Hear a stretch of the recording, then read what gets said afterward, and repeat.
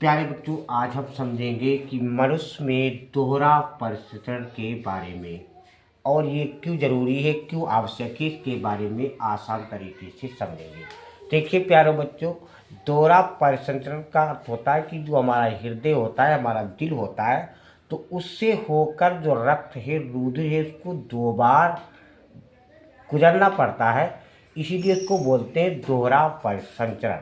जिस प्रकार जैसे एक कमरा है, कमरे में एक दरवाज़ा है, तो यदि कोई व्यक्ति उस कमरे के अंदर जाएगा तो एक बार जब जाएगा तब उस दरवाजे से होकर गुजरना पड़ेगा, और एक बार जब बाहर निकलेगा फिर भी उस दरवाजे से होकर गुजरना पड़ेगा।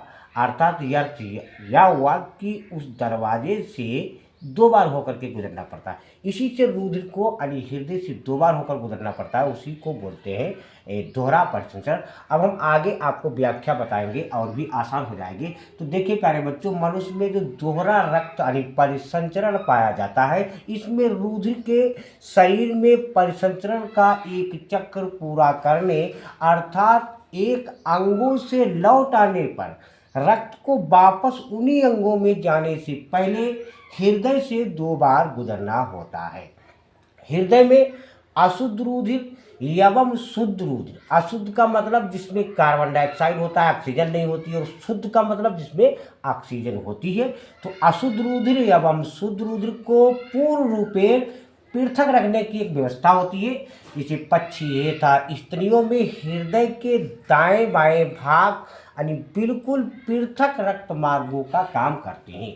दायां भाग पूरे शरीर से अशुद्ध रक्त एकत्र करके फेफड़ों में शुद्ध होने के लिए भेजता है, फेफड़ों में, इसीलिए उसे बोलते हैं फुफ्फुसी परिसंचरण कहते हैं, यानी पल्मोनरी सर्कुलेशन कहते हैं।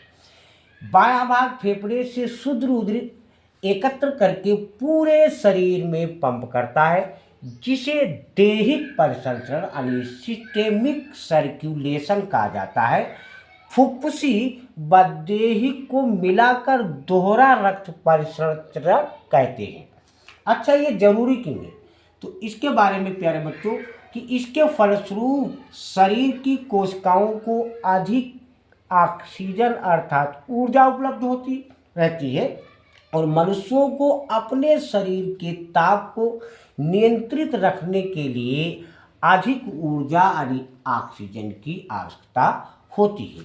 और जो उच्च उपापचयी दर की इस विशिष्ट मांग की दोहरे रक्त परिसंचरण से होती रहती है। तो ये इसलिए आवश्यक है, और ये मनुष्य में दोहरा परिसंचरण के बारे में आपको हमने बताया है। वीडियो अच्छा लगा और लाइक सब्सक्राइब कमेंट शेयर मत कीजिए।